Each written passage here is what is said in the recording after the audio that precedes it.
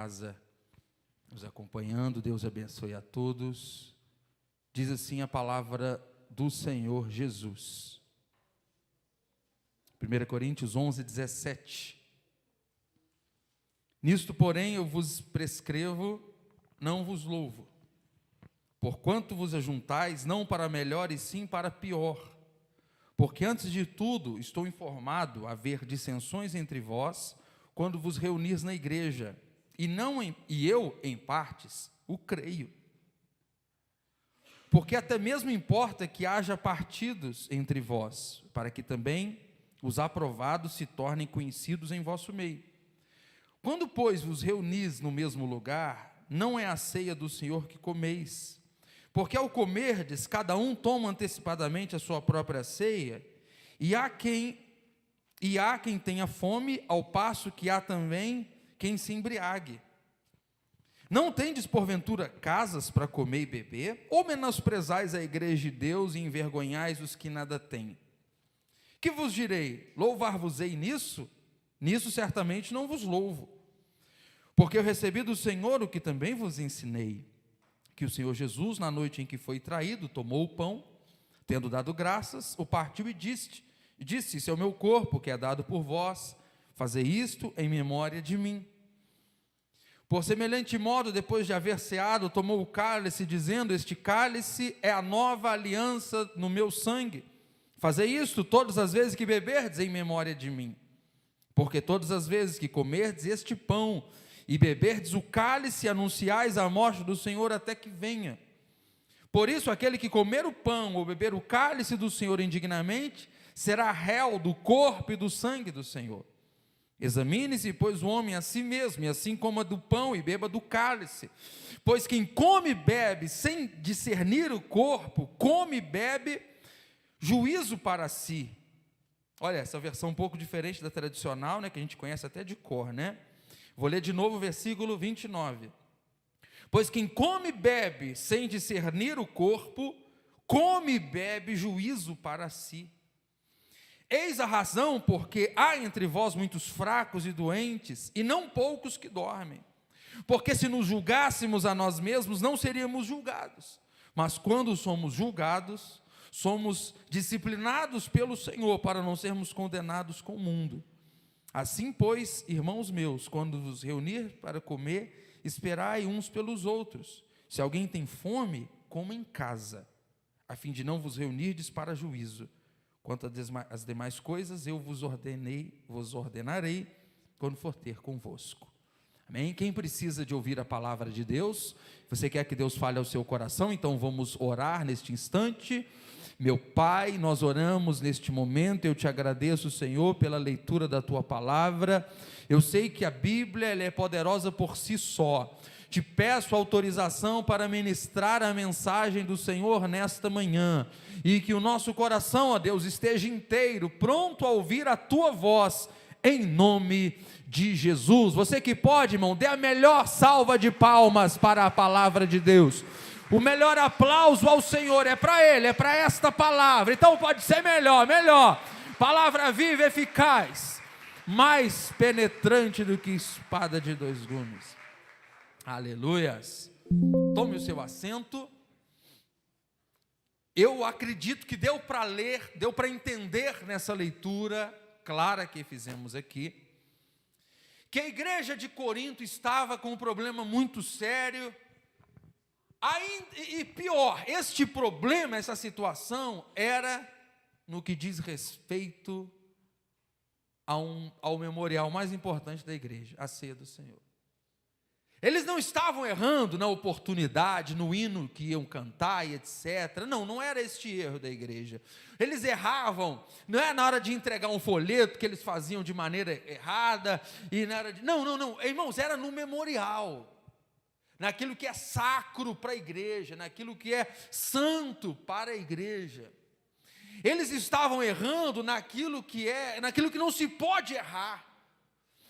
E pior do que errar, não era um erro que você poderia, né, dar uma pequena correção, olha, irmão, vai nessa direção aqui. Não, irmãos, eles estavam totalmente equivocados.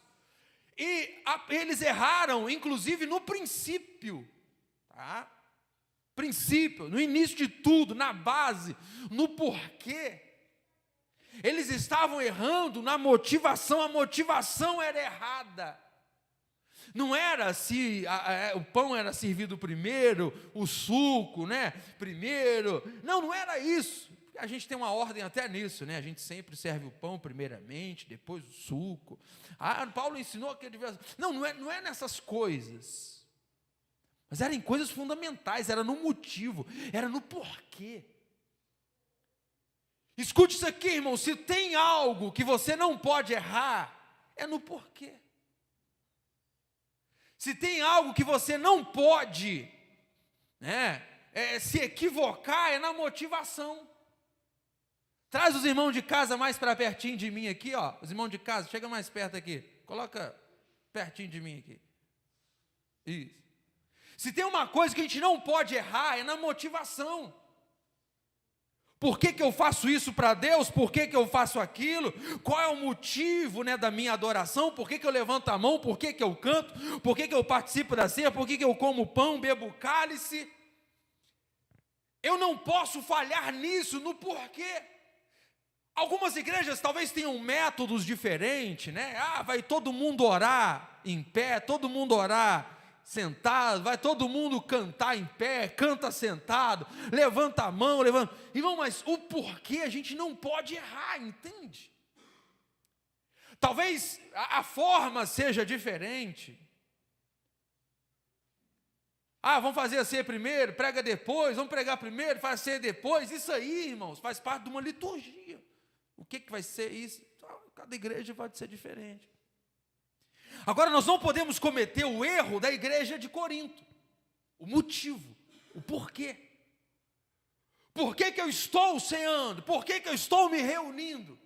Eu acho que deu para perceber pela leitura, a partir do versículo 17 aqui, do capítulo 11 de Coríntios. O motivo deles era totalmente equivocado. Dá para a gente inferir aqui no texto, nas entrelinhas, a gente percebe que ao ir para a ceia, cada um levava aquilo que ele ia comer. Não sei se deu para perceber na leitura.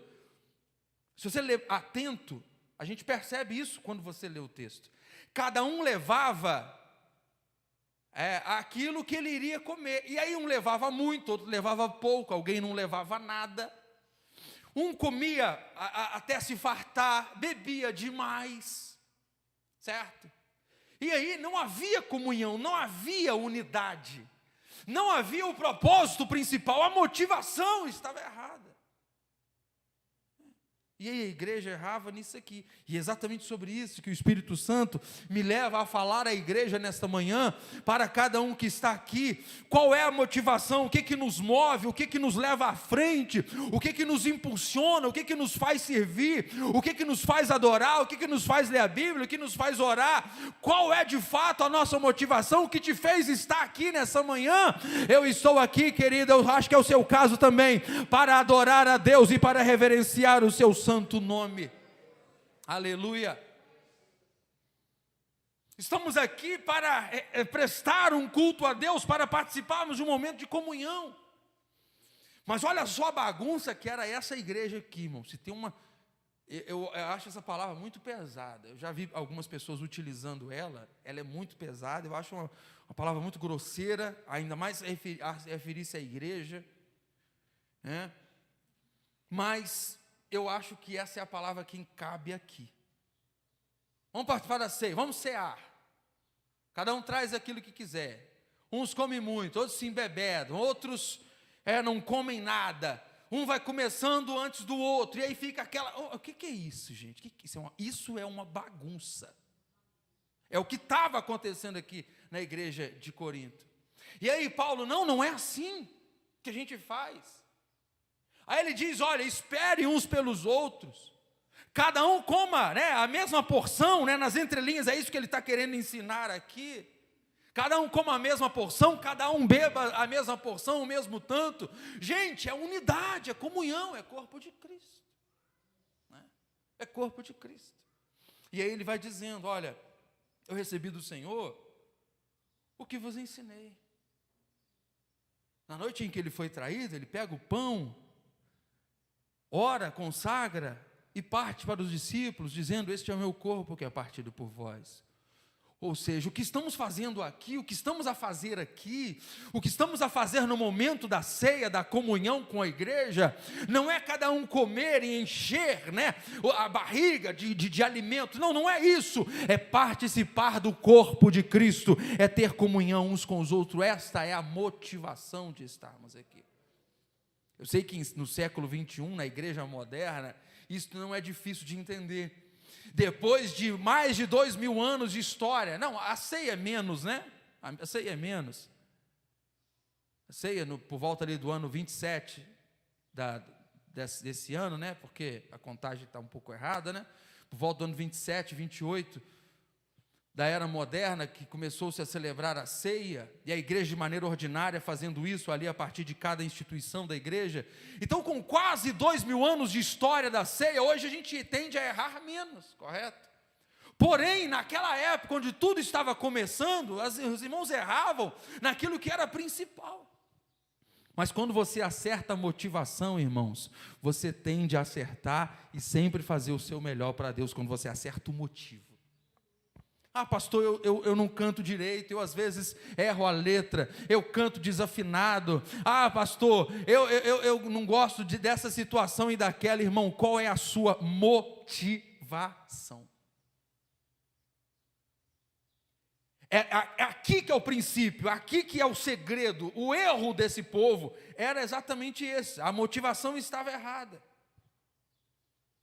Paulo falou assim: olha, vocês vão participar da ceia? Fala o seguinte: come em casa, vocês não vêm para a igreja com fome, achando que vocês estão aqui para comer. Não é para comer que vocês estão aqui, nós estamos participar do corpo de Cristo. Como eu disse, quase 2000 anos depois, essa palavra nesse sentido, talvez não faça nem muito sentido para nós. Pô, quem é que vem aqui para comer? Ninguém vai achar que vai matar a fome comendo um pedacinho de pão. Isso no nosso contexto, 2000 anos depois, você lembrando a ceia. Mas lá para eles que estavam iniciando este processo, eles estavam aprendendo a participar da ceia, eles precisavam deste tipo de ensinamento. Eles não sabiam fazer isso corretamente.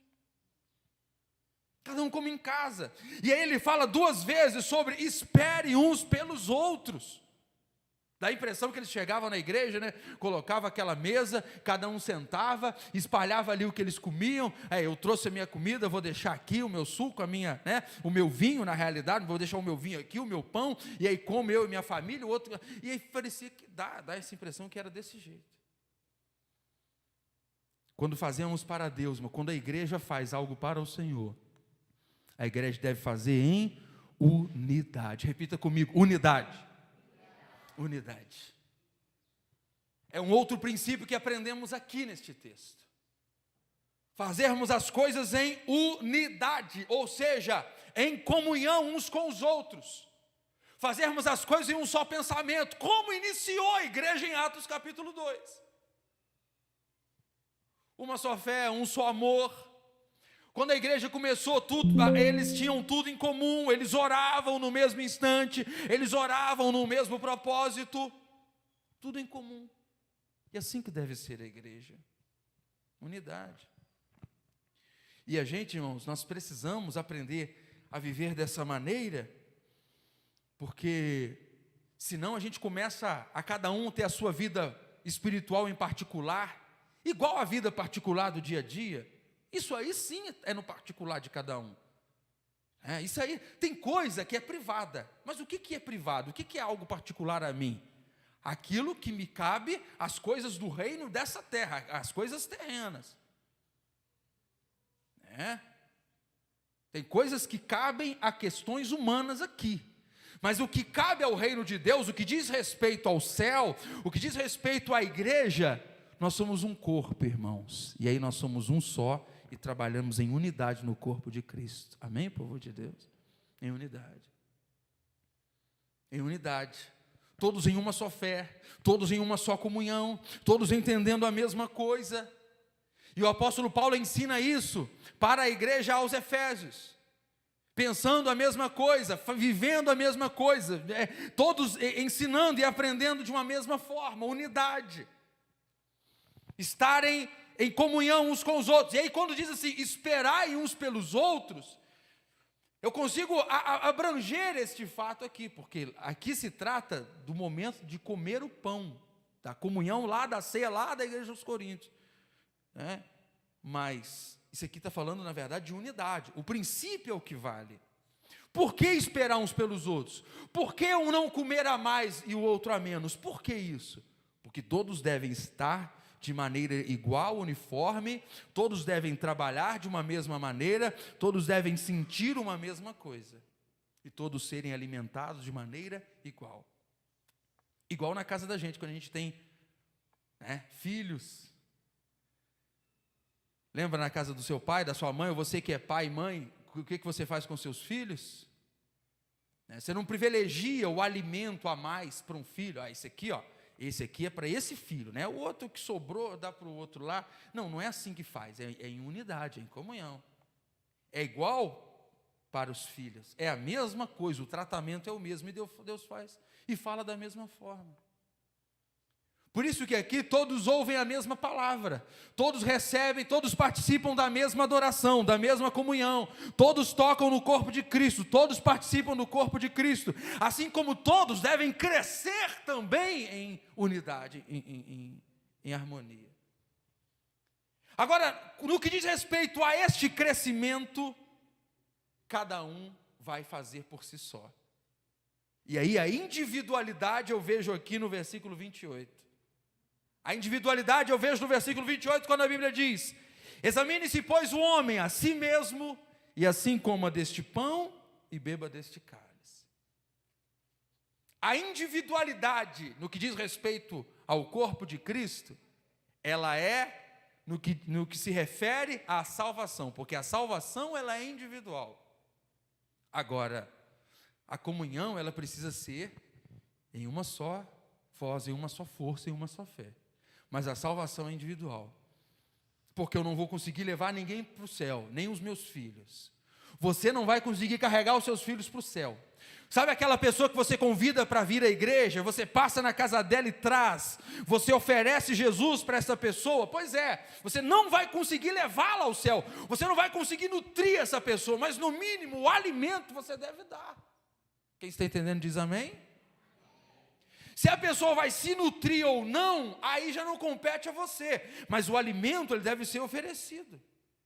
Examine-se, pois, o homem a si mesmo, e assim coma deste pão e beba deste cálice. Ou seja, você deve julgar a si mesmo no que diz respeito a isso.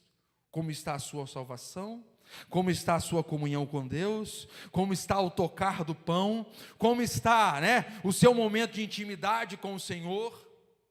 Você faz parte dessa unidade que é o corpo de Cristo, você faz parte de verdade dessa comunhão, você participa, no que diz respeito ao que a igreja faz, ao que a igreja oferece, ao que a igreja serve, você ajuda a servir o próximo, você está interagindo com o corpo ou você está distante? Examine-se, pois, o homem a si mesmo, e assim coma deste pão e beba deste cálice.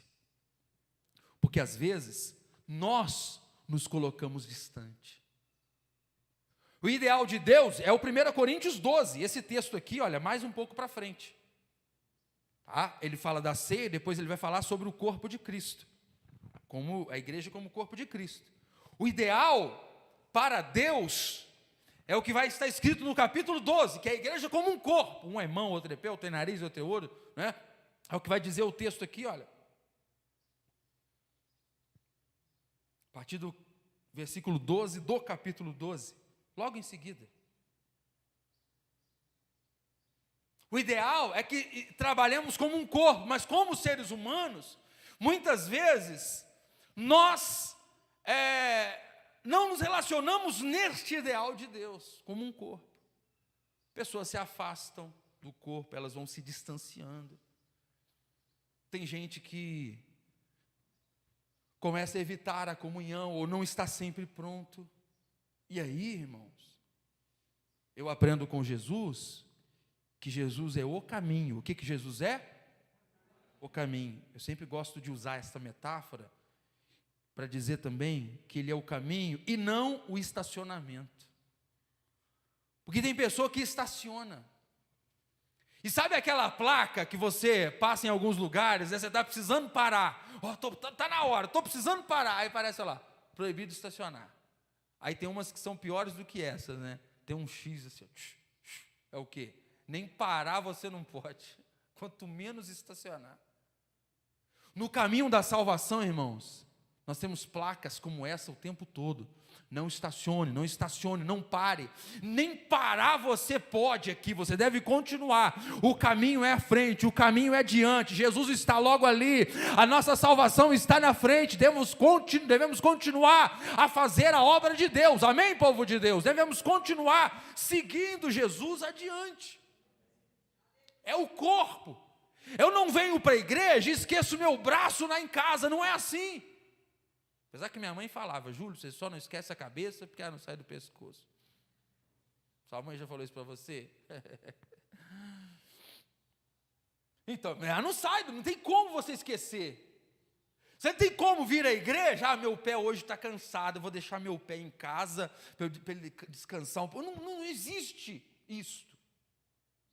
No que se refere à comunhão com a igreja, é a mesma coisa. Eu vou dar um tempo de ir à igreja, sabe de uma coisa? Nesses meses agora, pelo menos uns 3 meses eu vou ficar sem ir.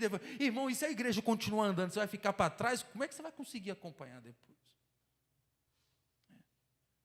Esta pausa não existe no reino de Deus. É para frente que se anda, é olhando para Jesus, autor e consumador da nossa fé, aleluia. Você está firme com Jesus, irmão? Você está olhando para frente? Examine-se, pois, o homem a si mesmo, e assim coma deste pão e beba deste cálice. Pois quem come e bebe, sem discernir o corpo, come e bebe juízo para si. É o versículo, eu estou no versículo 29 do capítulo 11, né? Pois quem come e bebe, sem discernir o corpo, come e bebe juízo para si. Por causa disso, diz o versículo 30, eis a razão, porque há entre vós muitos fracos e doentes, e não poucos que dormem. 3 características aqui, deprimentes de alguém que se diz cristão, mas ele não está no ritmo desejado. Eu vou repetir aqui, 3 características de alguém que se diz cristão, mas não está no ritmo desejado: fraco, doentes e dormindo. Pastor, o que é fraco? Você já deve imaginar, é aquela pessoa que ela não consegue lutar por si só. Ela precisa de alguém que a ajude, de alguém que esteja com ela ali, que diz, vamos embora, eu carrego para você. E em alguns momentos, de fato, a gente fica assim, mas não deveria. E aí ele diz, olha, é por isso que alguns andam fracos. Eu não consigo andar, eu não consigo ir adiante. Alguns chegam ao ponto de estarem doentes. Isso aqui tudo, irmãos, é no sentido espiritual, não é físico. Alguns enfermos, doentes espiritualmente falando. E aí o doente, a gente citou alguns casos aqui, está passando mal, está assim, não consigo ir à igreja, eu não consigo nem levantar da cama, e aquela situação, é isso que acontece espiritualmente com algumas pessoas.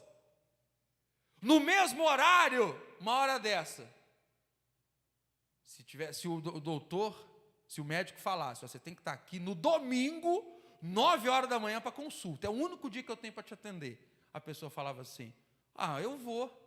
Agora, para a igreja, estou tão cansado, não vou não, deixa para o domingo que vem, que não sei o quê. Se lá no serviço, estou precisando de uma porta de emprego, o patrão diz assim, o único dia que dá para atender é domingo, não, é domingo 7 horas da noite, é uma hipótese que não existe, né, irmão? É só para a gente entender o que estão querendo dizer. Não, eu vou, pode deixar que eu estou lá. Aí na divina igreja, cansei disso, cansei por causa daquilo, apareceu um compromisso de última hora, houve uma situação assim, são muitos doentes, que para outras coisas fazem, e quando é para Deus, não consegue fazer, não dá para fazer. Vem a doença, mas que doença é essa? A doença é espiritual, e a pessoa não consegue ir adiante, não consegue dar um passo, não consegue levantar da cama, fracos e doentes. E alguns são os que dormem. Tem gente dormindo espiritualmente falando. Ele não está nem doente e ele não está fraco, ele está dormindo, espiritualmente falando. É o caso do que o apóstolo Paulo tratou em Romanos capítulo 14, daqueles que dormem. E ele falou assim: olha, eu digo a vocês, os que dormem, conhecendo o tempo, que já é hora de despertarmos do sono, porque a nossa salvação está mais perto agora do que quando nós aceitamos a fé. Do que quando aceitamos a fé. Quando nós estamos dormindo, fisicamente falando, quando você está dormindo, você não tem controle da situação em volta. Ao menos eu que tenho sono pesado, Nara fala para mim: eu juro, tossi a noite inteira. Você não viu, não? Eu falei assim: não fiz assim.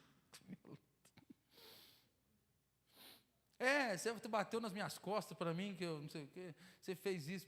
Eu fiz, não fiz? Não, eu não fiz isso não. Eu falei: fez. Ela fala que eu faço as coisas de madrugada sem saber. No outro dia nem sei o que eu fiz. Tem gente que dorme espiritualmente nesse sentido. Está dormindo. Jesus está voltando, ele não está conseguindo perceber, você está entendendo?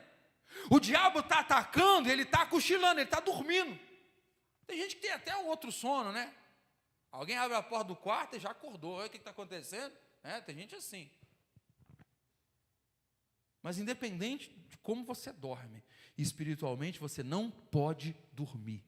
Espiritualmente é hora de estar acordado, porque Jesus está voltando, Ele vem por aí para buscar a sua igreja. E quem aqui pode dizer comigo: ora vem, Senhor Jesus? Aleluia. Você pode dizer: Maranata, ora vem, Senhor Jesus, ou está dormindo ainda, ou está doente, ou está fraco, está repreendido no nome de Jesus. Aqui nesta manhã, Deus quer fortalecer você, Deus quer curar essa enfermidade, Deus quer deixar você bem acordado, porque o dia de Jesus está vindo, Ele está chegando aí para buscar o seu povo, aleluia. Mas é por isso que alguns dormem, estão fracos, outros doentes. Por quê? Simples. Porque não sabem, porque não têm a motivação certa para participar da ceia do Senhor. Participam pelo motivo errado. Comem do corpo de Cristo pela motivação errada, não é daquela forma, não era para pensar assim, não era para ser desse jeito. E eles estão fazendo a motivação errada. Por causa disso, muitos fracos e doentes e muitos que dormem. Quero convidar você a orar neste momento. Alvo mais que a neve,